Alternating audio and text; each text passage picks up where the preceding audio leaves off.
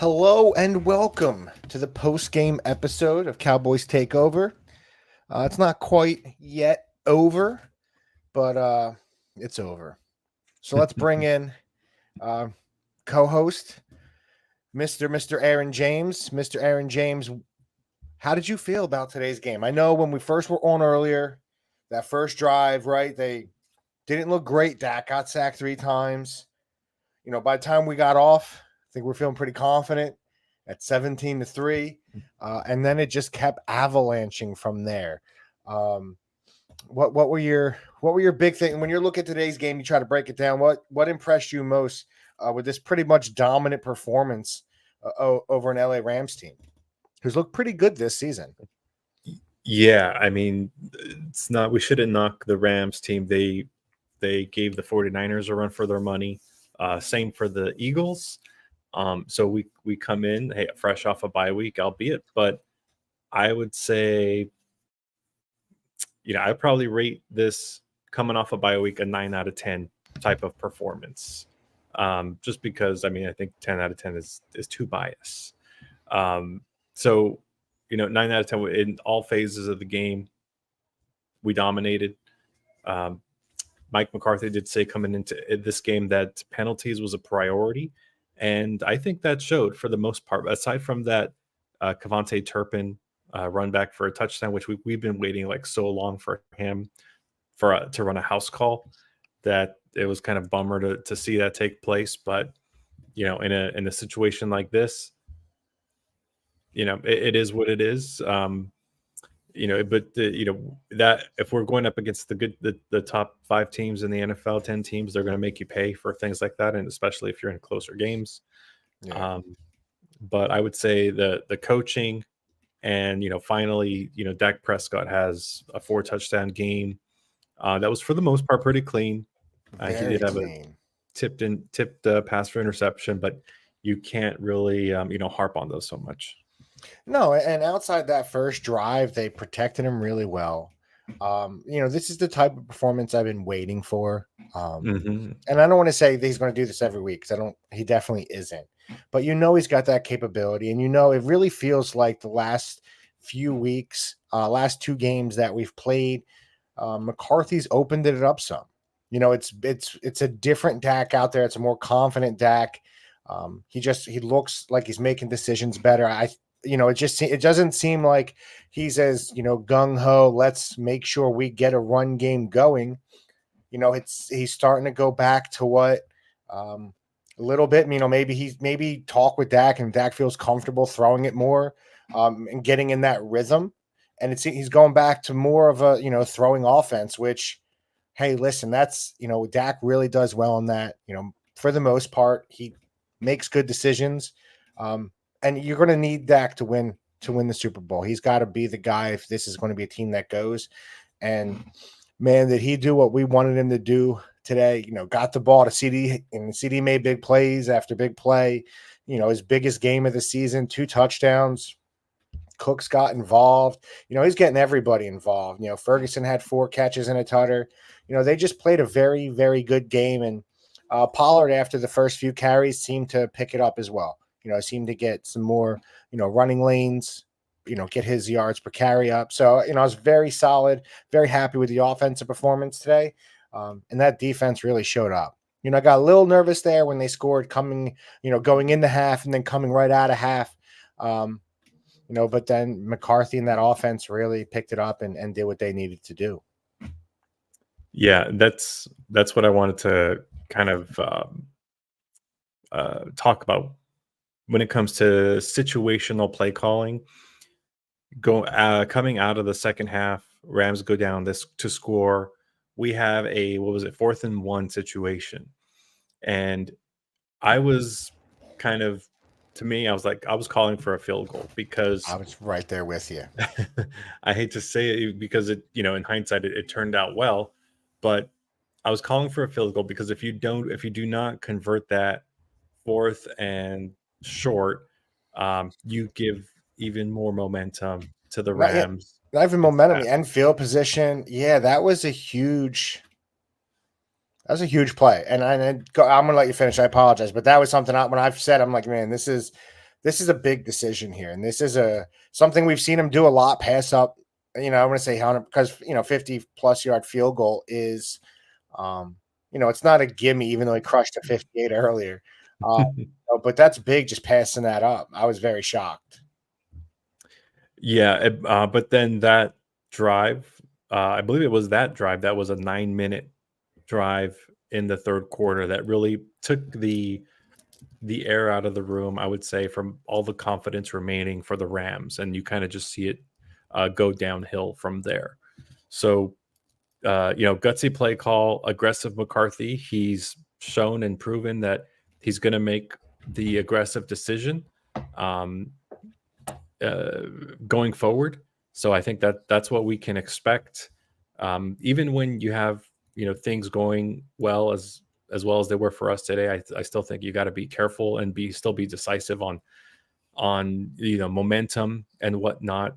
And it was interesting because this season, I was trying to think, even in that Chargers game, if we've ever, I don't think our team has ever been plus points and back.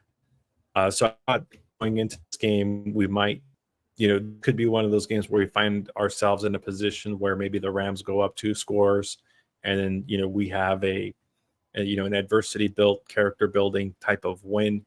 But it turned out to be another dominant win. Nothing wrong with that. I'm not going to complain. I'll take that every time.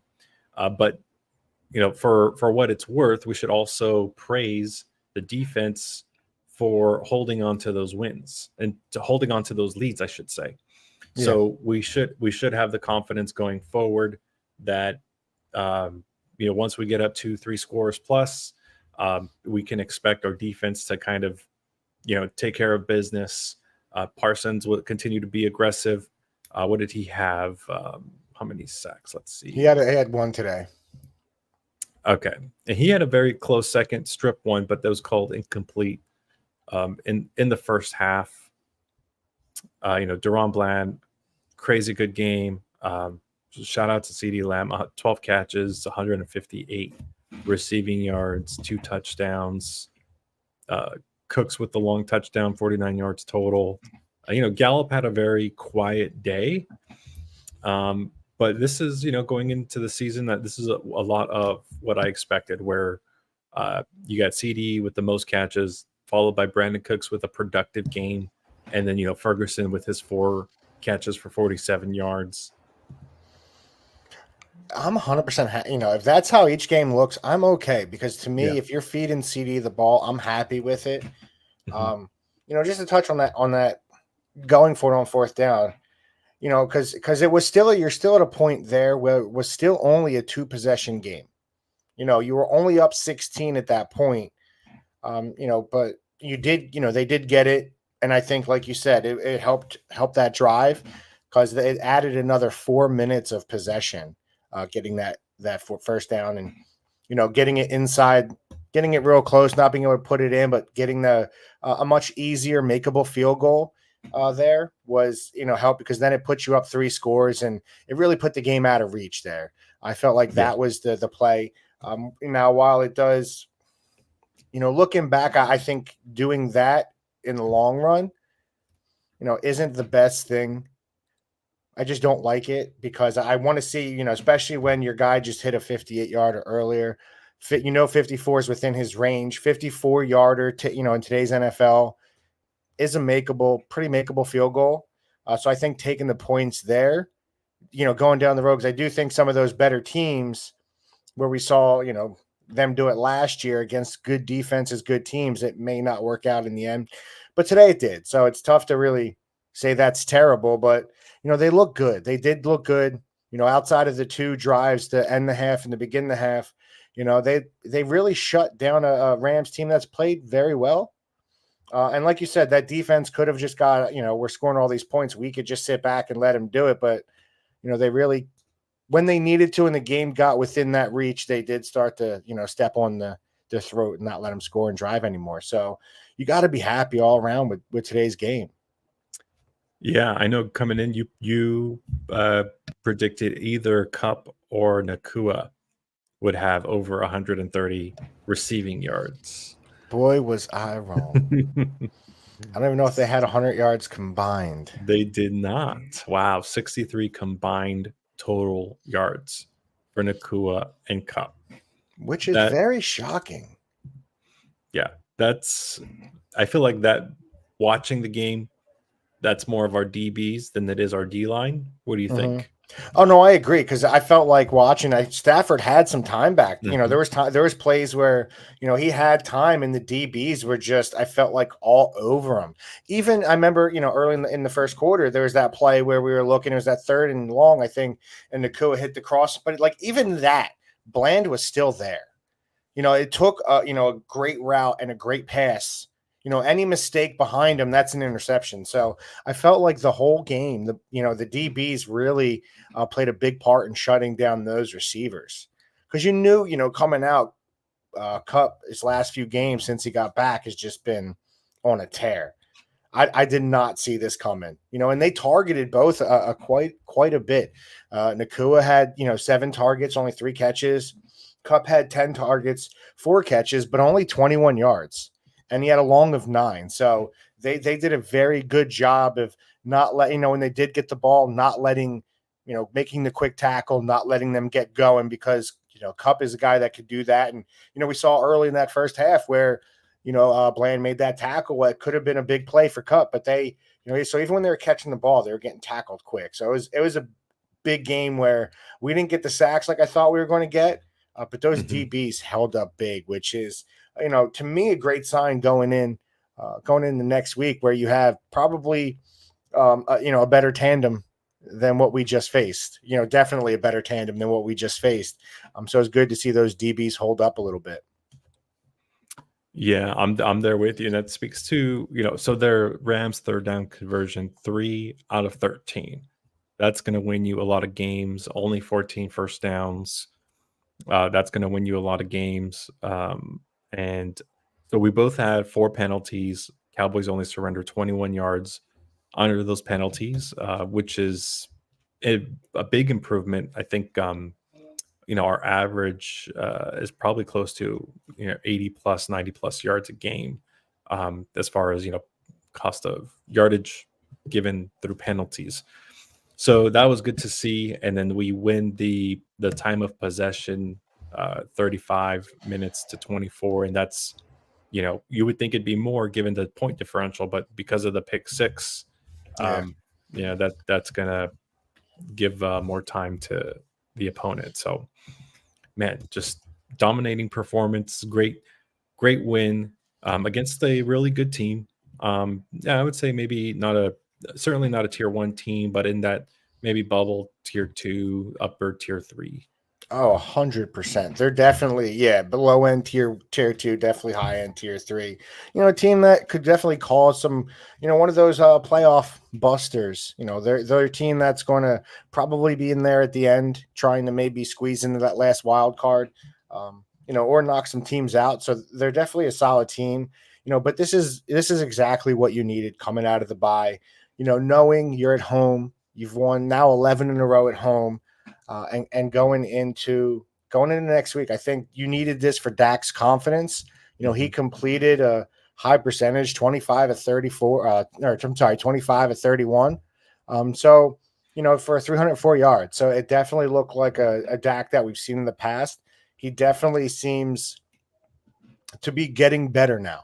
The things, as worried as I was the first few weeks of the season, watching these last 2 games, my biggest takeaway is Dak's really growing this season. I don't know if it's, just more I really think McCarthy switched it up some. I don't think it's as much, Dak. I think McCarthy went back to Dak and are starting to get comfortable with each other. And Dak's probably giving him like, listen, we can't be doing. You'd hope so anyway, especially with the way he's looked the last 2 weeks.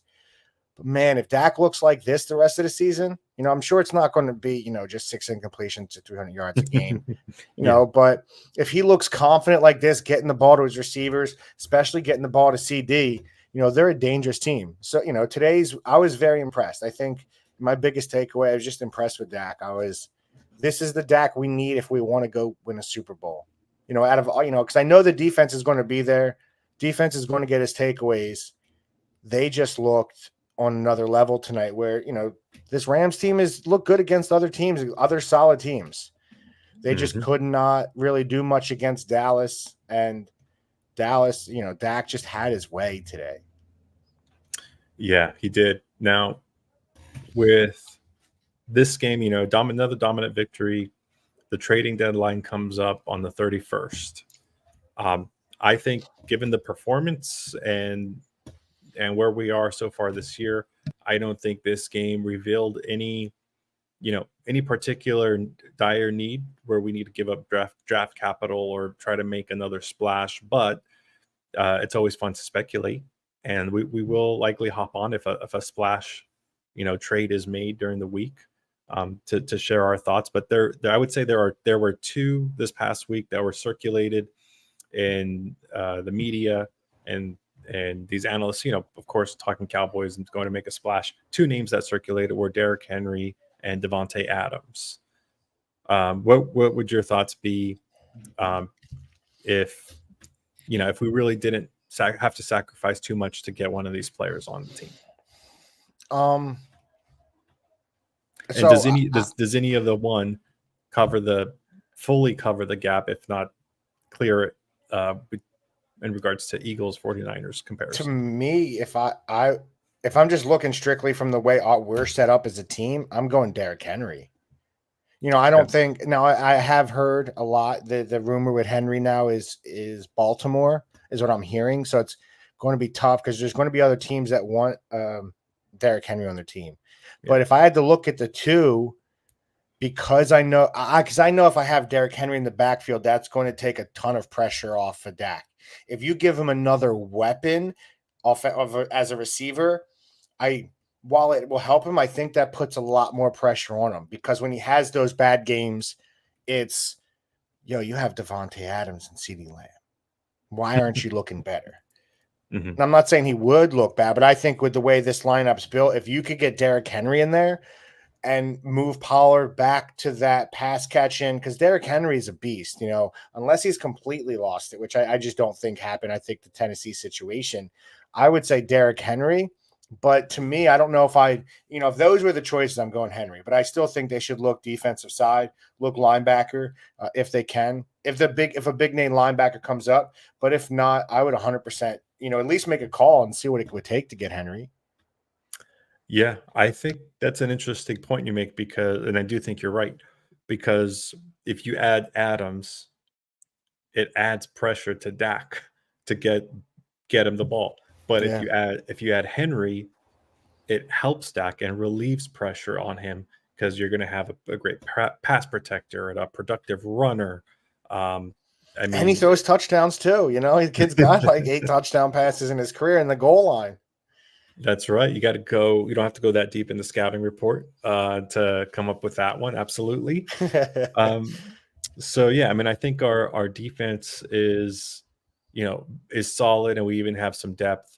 Now, if we went out and made a safe trade for a solid, offensive lineman, I would say that's what I was going to go. Need some help there, yeah.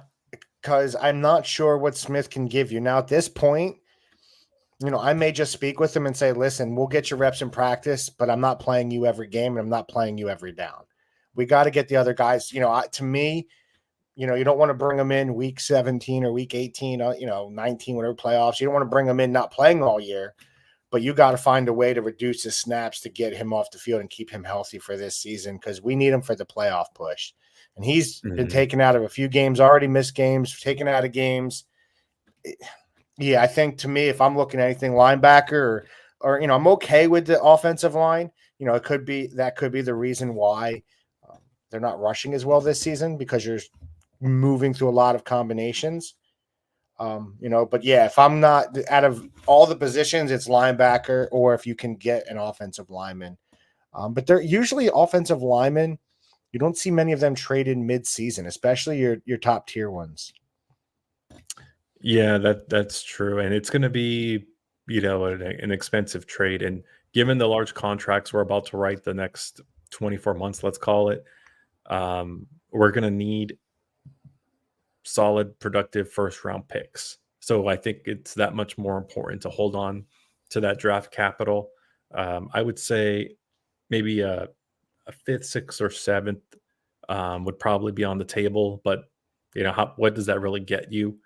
Maybe you pull someone. Um, I don't know that. I don't know. I don't know if we are just going to be able to offer what it takes to get that number one. To your point. No, I agree. I think any of those players or anybody, a difference maker, it'd probably have to be like an older guy, sort of like a Bobby Wagner type of deal. And I'm not saying, I know he's a name we've thrown out, but I feel like a player like that who's at the latter end of his career on a team that, is like, okay, we'll let you go get it, try to go for a Super Bowl. So I think it'd be more of a player like that. I know, during our pregame podcast before the show, the one commenter, Zach, was talking, he thinks Donald is going to stay a Ram his career. I think that's true. I don't think Donald moves. So as much as I'd love to have him, I don't see it. But I think right now, I still don't think we're with the upper echelon teams. But I think a move or two, if you had a Derrick Henry, is a game changer, he puts us right in that conversation. I think, if you add a couple pieces here, or, not even a couple pieces, you add a solid player at linebacker or offensive line, or if you go make a splash for Derrick Henry who could get moved, you definitely put yourself back in the conversation. But after today, I'm not sure. After today, I'm excited to see next week. I want to see, I get what happened against San Fran. And then it seems like after they beat us, they've, 2 in a row. Eagles, I believe it's over. They did win today and pretty, okay, actually Washington made it close, but I doubt, it's pretty much over. It is now over 38-31. So Washington, Sam Howell threw for 397 against them with 4 tutters. Watching, so they can be had. I'm excited. I think I'm going to reserve judgment to where I rank this Cowboys team until after next week. I want to see that because right now they are, 5-2.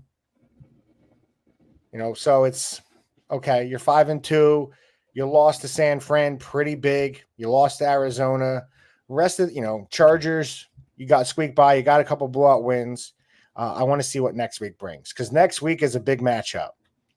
If you beat the Eagles, you put yourself back in the driver's seat with both of you having some, big games coming up and then playing each other one more time. If they can, if they could beat the Eagles next week, it's a big game. So I'm gonna reserve judgment to where I rank them till after next week's game. Yeah. I mean, I think that's fair. There's going to be a lot of different key matchups for the game next week. So I'm excited to kind of start picking it apart see where the difference makers are going to be. Just a lot to kind of comb through. Hopefully it's a more competitive game than what we saw with the 49ers. There's a lot of reasons to believe that it will be. So yeah, excited to dive into that. And the good thing is it's not like an 8 o'clock game. So you ain't got to be watching tired. We'll know by 7 o'clock it's going to be a good night or a bad night. Yeah. So it was a great victory today. I don't think we could have asked for much more. Going through, CD did what he needed. He had a big game. Dak looked great. So it seemed to be turning that corner. Defense, when you're getting sacks and taking away the ball and getting safeties, they won all phases of the game today. So that's why they won. We'll be back on Thursday night to discuss the Eagles and go through that matchup. One we're excited for, one that we've had circled on the calendars all season because we are in the Philadelphia area. So I'm sure there'll be a lot of talk this week going back and forth. But it's also just a big matchup. You couldn't have asked for a bigger matchup. I think I expected us both to be 6-1, or I don't know if they've had a bye week 7-1, but I expected us to only have one loss going in. But still, we're still in the thick of things. And this matchup could really, I think, could change the minds of, not only Cowboys fans, but I think all the pundits. If Dallas goes out there next week and has themselves a day, But we'll break that down. And again, like Mr. Aaron James said, discuss the matchups, go through the game plan. And then because we're in the area, we know the deficiencies. And so we'll be back Thursday night to discuss that. And we're just excited. 5-2, baby. 5-2. Got ourselves in a good position. So give us a follow on Instagram, on Twitter, on Facebook, and subscribe to our YouTube page, All Cowboys Takeover Podcast. You can check us out on all of them. We do live stream on Facebook and YouTube. So if you guys, ever want to check us out, that's where we are. We really appreciate you guys. Thank you for listening. Thank you for following. Thank you for listening on Spotify as well. We appreciate you guys. Go Cowboys. We will be back Thursday night.